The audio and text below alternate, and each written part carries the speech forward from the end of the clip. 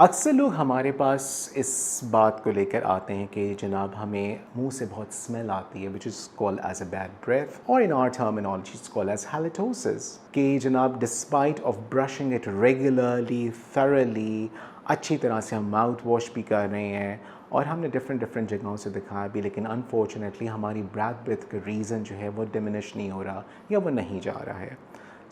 मैं उन लोगों के लिए हमेशा से यही कहूँगा कि जनाब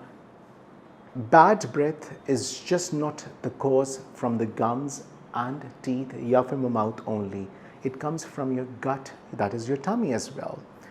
हम हमेशा यही बात कहते हैं healthy gut, healthy mouth.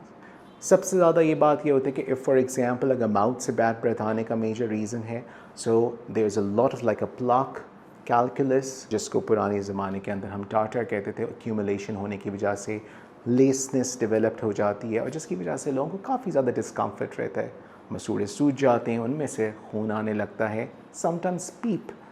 भी मतलब निकलना शुरू हो जाती है and that is one of the basic cause for the bad breath. सिर्फ वेरीफाइड डॉक्टर से अपॉइंटमेंट बुक कराओ। ओला डॉक, डॉक्टर का अपॉइंटमेंट आसानी से।